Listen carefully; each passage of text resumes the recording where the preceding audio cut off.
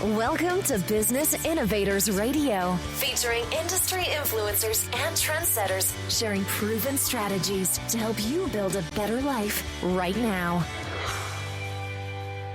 Hi, and welcome to another episode of Business Innovators Radio. This is your host, Jerica Glasper. In today's show, we will discuss how to cultivate ambition amongst employees to improve an organization. I am really excited to introduce today's special guest to you all. Her name is Cheryl Johnson, and she's the founder of RWL Tech.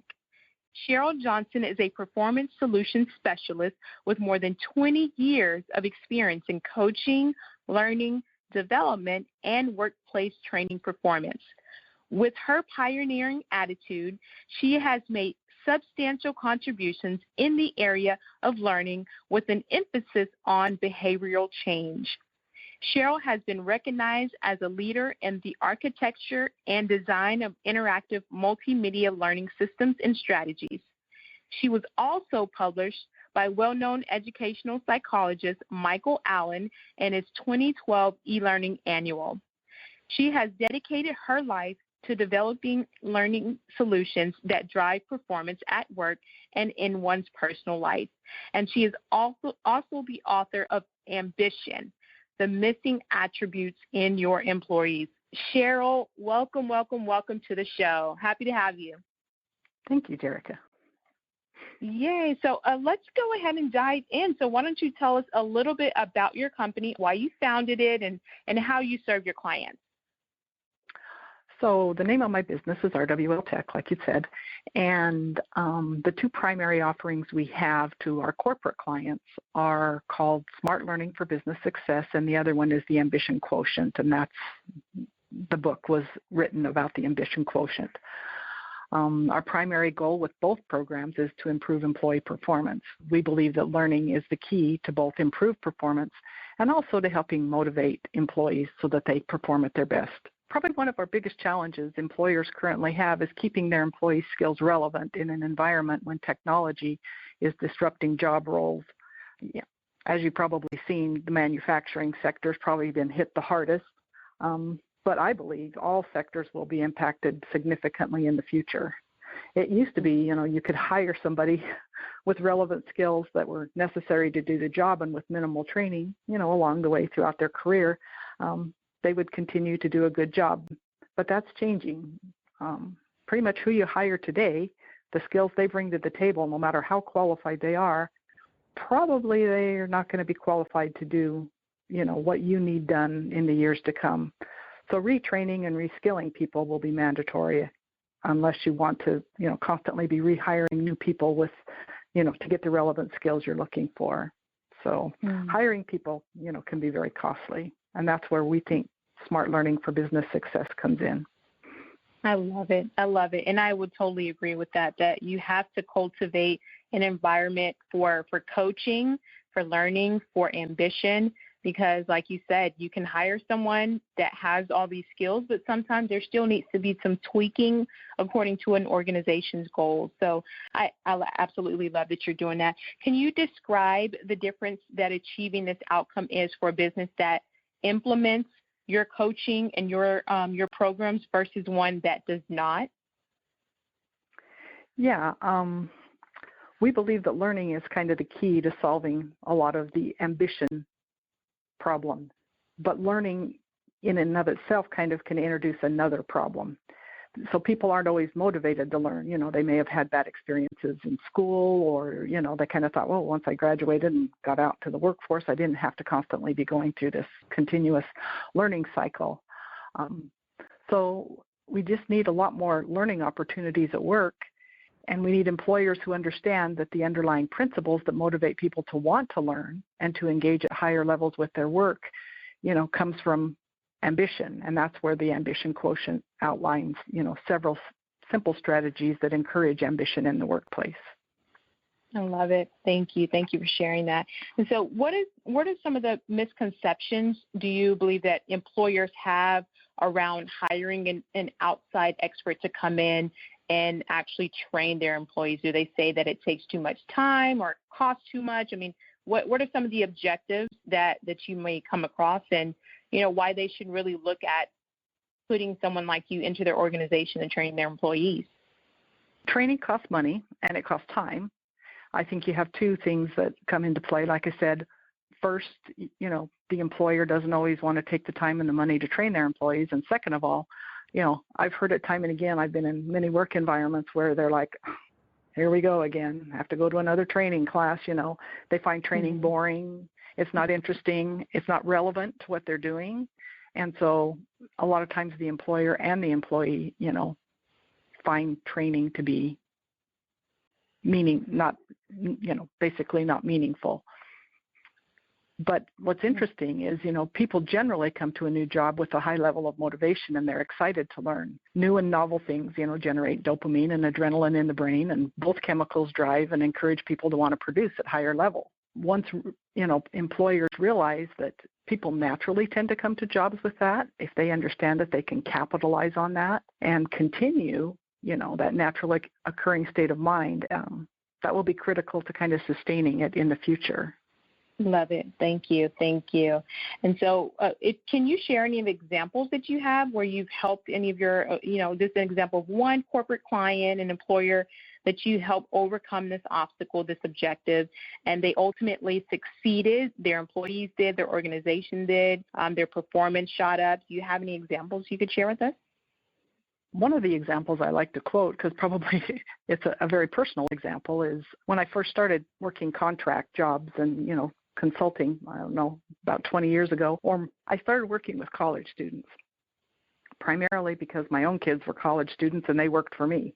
They got to work, with quite a bit of autonomy and what they considered to be a pretty good hourly wage. So, of course, they shared that information with their friends, and their friends were all like, "Oh, we want to come work for you." I was like, "Oh, let me give this a try and see where it goes." And to be honest, it was really challenging. I was really frustrated. But oddly enough, one of my best mentors was actually my daughter. She had several good ideas for holding, the contractors accountable without dampening their spirits.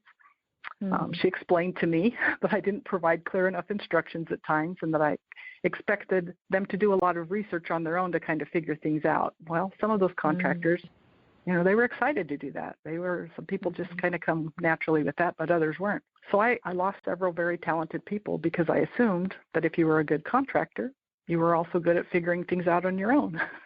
So, yeah. So, that was kind of discouraging for me, and a lot of times I would lose people in the middle of a project, and that would be very difficult for me, and, getting them replaced or, having to end up doing a lot of that work myself. So I learned to take time, to interview the contractors and find out what their background was, which wasn't on their resume. I wanted information that, that tell me a little bit more about yourself. And I had quite a few different roles they could play, so I tried really hard to make sure that I matched them to a role that was of interest to them, because when people are working on things that are interesting to them, they just naturally have a desire to kind of learn more and do more. So that was one of the things that I personally did myself, and I worked with that model for about 10 years, and I became pretty successful over time doing that. And since that time, I've kind of tapered off in the last couple of years and started doing, taking jobs that I could do myself and working, more independently with organizations. I'm working right now on a contract where, once again, I'm working for a university, and I work with a lot of university students. So a lot of what I learned, in my own business carried over, and it's really helped them. They extended the contract for the students, and they're doing a lot of things that the employer didn't think they could initially do. And we just had a meeting with the chief procurement officer here and went over some of the projects they were working on, and he was really impressed with what they were able to do. And there's a new grant out there, and they weren't going to apply for it because these students are grant funded, and he was really excited now to apply for that grant and keep them on longer. So that's awesome. Well, congratulations. And, experience is, as they say, the best teacher. So you learned firsthand about ambition and motivating employees, and And I really love that you're helping organizations now with their talent, with their employees. And so, you wrote a book about that. And so can you share a little bit about your book with us, Ambition? Yeah, we call it the ambition quotient. It's kind of a three-legged stool. We say that we used to hire people with a really strong IQ. We wanted them to be really smart. We thought that was a good indicator of how successful they'd be. And then EQ kind of came into vogue, I guess you'd say. And we decided that, people who had a good, strong emotional intelligence quotient, that was another indicator of how successful they were going to be. But now we're finding that even if people are really smart and they have a good emotional intelligence quotient and they're able to communicate effectively and to be a little more resilient and that type of thing, that they still, that underlying drive, that underlying ambition to really succeed and to push the organization forward just isn't always there. So we talk in there about strategies, and I believe probably one of the most important things as a consultant, I've worked with a lot of consultants who have very complex models to work with, and they come in and it takes a long time and a lot of money, and there's a lot of change management involved. And as my book lays out, it's like it doesn't have to be that difficult. We don't need complex strategies. We don't need all of these change management programs. We just need to understand human nature. We need to understand what motivates people, like in my example. Just matching students up with something that was meaningful to them was one strategy that we use. I believe a lot in coaching and mentoring. I think there's a very strong correlation between a good coach and mentor and people's ambition at work. I believe people come to work, when they first start with a lot of excitement and ambition, but we squelch a lot of that because we just don't have confidence and trust in what they do. And so they don't feel motivated to try to do things because they're afraid they're going to make mistakes and things like that. So the book's really just a lot about understanding human nature, and it gives several very practical examples. And I tried to keep it simple and easy, and hopefully if you read the book, it's short, you can walk away and go, oh, I can do that. It's not that hard. And so where can people purchase your book that you've written? It's called The Ambition Quotient, and it's on Amazon right now. I'm in the process of putting it up on my website, but even the link on my website will end up going to Amazon. So right now, your best bet is to go through Amazon. Okay, great. And I really love that. So you talk about the ambition quotient, and you have a quiz. And so does the quiz help the individual also identify what their strengths are and what their ambitions are as an employee, as well as the employer? Like, what does it identify, the quiz that you've created? The quiz is just a lot of questions that I think help people look introspectively and say, am I doing this? And if I am, what impact is this having on the people that I'm working with? As I've gone through and talked to, I've literally worked with Fortune 500 companies, the federal government, state, local governments, universities, and just small businesses across the board. As I've asked these questions of them, they have indicated to me that those were probably some of the most helpful things that most helpful information that they received was just better understanding what drives people. And those questions are meant to kind of dig into that a little bit deeper. Yes, I love that. And, I feel like, I'm a millennial.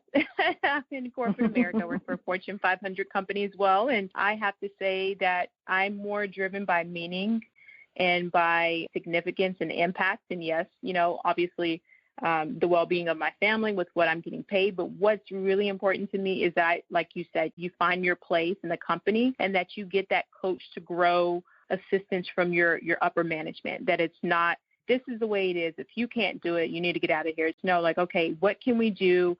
Where are you? It's really identifying my strengths and my areas of opportunity. And I see that you're doing that. And I just completely love the fact that you're helping people see, the scotoma, the blind spot in their organization. Because if you can change the people, then you can change your organization. So I'm advocating for what you're doing. I really love that. And so if you're working with either small businesses all the way up to Fortune 500, what are some important questions that they should ask themselves if they're considering a corporate performance consultant to come in? Like, what are they looking for? What makes a good consultant? What are some good questions to ask?